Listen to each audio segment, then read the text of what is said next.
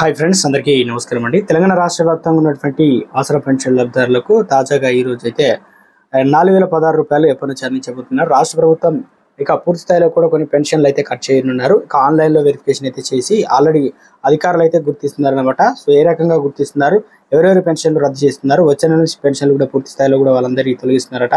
So August నెల పెన్షన్లు ఎప్పటి నుంచి అందిస్తారు, కొత్త పెన్షన్లు కూడా ఎప్పటి నుంచి అందిస్తారు. ఇక మీ అందరికీ కూడా సూటి ప్రశ్న అండి.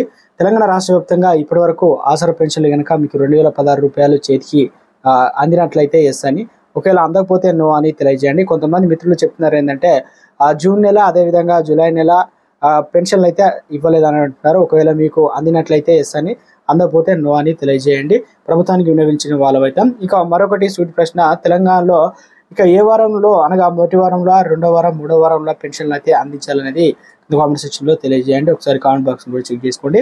ఇక లేట్ చేయకుండా వీడియోలోకి అయితే వెళ్ళిపోదాం.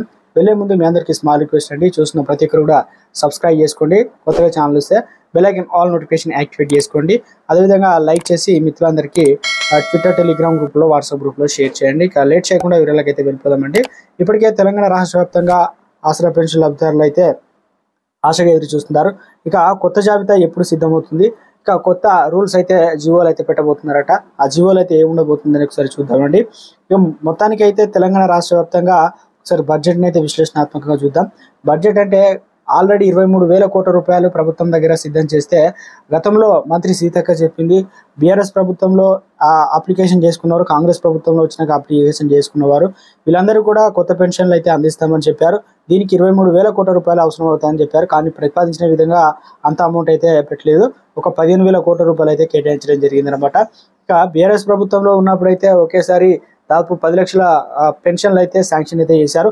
మరి ఈ ప్రభుత్వం వచ్చింది, ఇప్పటికీ కాంగ్రెస్ ప్రభుత్వం అధికారంలో వచ్చిన వెంటనే కూడా ఇచ్చిన హామీల ప్రకారం నెరవేరుస్తామని 6 గ్యారెంటీలో చేయూత పెన్షన్ పథకాన్ని అయితే పొందుపరిచారు. ఇక పూర్తి స్థాయిలో కూడా 2016 రూపాయలను 4,000 రూపాయలు అయితే చేయడం, 4,000 రూపాయలను 6,000 రూపాయలు అయితే చేయడం, ఇవన్నీ కూడా మార్పు చేసినప్పుడు చేయూత పెన్షన్గా అయితే అవుతుంది. దీనివల్ల పూర్తి స్థాయిలో కూడా బడ్జెట్ అయితే పెరుగుతుంది. అందుకని చెప్పేసి వికలాంగులకు సంబంధించి 4,000 రూపాయలు 6,000 చేసినప్పుడు అది వికలాంగులకు మాత్రమే వర్తిస్తుంది. కాబట్టి దీనిపైన ప్రభుత్వం, రాష్ట్ర ప్రభుత్వం అయితే నిర్ణయం తీసుకునే ఆలోచనలో లేనట్లు తెలుస్తుంది. ఓన్లీ ఇక ఆసరా పెన్షన్లకు సంబంధించి ఆంధ్రప్రదేశ్లో అయితే 3 నెలల పెన్షన్లు ఒకేసారి పెంచి ఇచ్చారు. దాంతోపాటు అంటే పాత బకాయిలు ఇచ్చారు. 1వ తారీఖున పెన్షన్లు అయితే ఇంటికి వచ్చి మరీ ఇస్తున్నారు. ఇంటికి వచ్చి పెన్షన్లు తెలంగాణ రాష్ట్ర వ్యాప్తంగా కూడా ఇవ్వాలని ప్రభుత్వం అయితే ఆలోచిస్తుంది. ఇది ఇందిరమ్మ కమిటీల ద్వారా కానీ, లేదంటే కొత్తగా ఇప్పుడు మీ సేవా కేంద్రాలు ఊరూరికి అయితే ఏర్పాటు చేయబోతున్నారు. ఇక జూనియర్ పంచాయతీ సంబంధించి ఏదైతే రెవెన్యూ ఆఫీసర్ కూడా రాబోతున్నారట. సో వారి ద్వారా చేస్తారా. మొత్తానికి అయితే అక్కడ ఆంధ్రప్రదేశ్లో మాత్రం 1వ తారీఖున 96%, దాదాపు 2వ తారీఖున 100% కూడా పూర్తి అవుతున్నాయి హామీలు.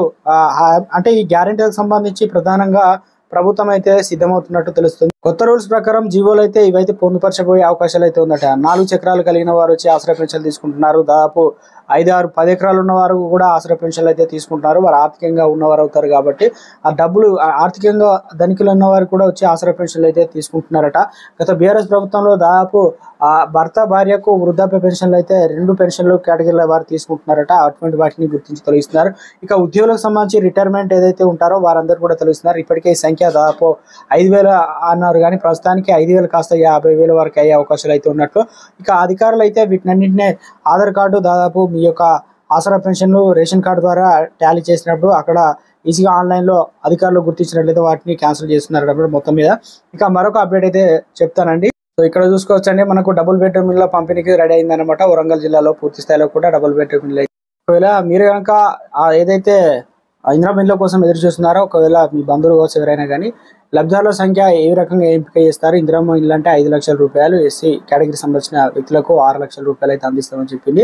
అవి విడతల వారిగా. దీనికి సంబంధించి ఏ రకంగా ఇల్లు కట్టబోతుంది డెమో అనే ఆల్రెడీ రూపొందించారు. కాబట్టి ఇక నియోజకవర్గానికి ఈసారి దాదాపు రాష్ట్ర వ్యాప్తంగా 4 లక్షల చిల్లర అయితే ఇల్లు అయితే కట్టబోతున్నారు అని ప్రభుత్వం అయితే తెలియజేసింది. ఇందులో ప్రధానంగా మంత్రి పొంగిరెడ్డి శ్రీనివాసరెడ్డి అయితే ఆఫీసర్లకు అయితే చెప్తున్నారు, నిబంధనల వారికి ఎవరైతే ఉన్నారో వారికి మాత్రమే ఇవ్వాలని ఇల్లు. దీనిలో గుర్తించాల్సింది కలెక్టర్లు మాత్రమే గుర్తిస్తారట.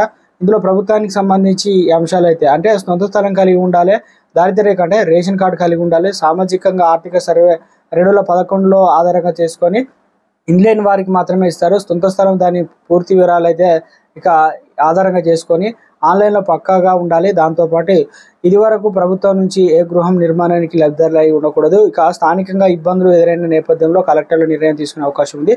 గ్రామ సభలో లబ్ధిదారుల ఎంపికైతే ఉండబోతుంది. దాని తర్వాత సొంత జాగా ఉన్న వారికి ఆన్లైన్లో స్థలాన్ని అయితే ట్యాగ్ చేసి ఈ విధంగా అయితే ఇస్తారనమాట. సో మొత్తం మీద అయితే ఈ పథకాన్ని అయితే పూర్తి స్థాయిలో కూడా ప్రారంభించబోతున్నారు. ఇక ఆసరా పెన్షన్లు ఎప్పటి నుంచి అందిస్తారు ఏందని ఒకసారి చూసుకుందాం అండి. ఇప్పటికే సీఎం రేవంత్ రెడ్డి ఇక్కడైతే లేరు. ఇక విదేశీ పర్యటన 2 తారీఖు నుంచి 14 తారీఖు అయితే ఉన్నారు. తర్వాత 14 తారీఖు లోపు రావడంతోనే లిస్ట్ అయితే విడుదలవుతుంది. మూడో విడతకు సంబంధించి రైతు రుణాలకు సంబంధించి రైతు 2 లక్షల రుణాలు తీసుకున్నారు, వారికి ఆ డబ్బులు అయితే విడుదల చేస్తారనమాట. దీనికైతే సిద్ధమవుతున్నారు. తర్వాత వచ్చేసి మనకు రైతు భరోసా డబ్బులు అయితే విడుదల చేస్తారు. అది పంట పెట్టుబడి సాయానికి సంబంధించి.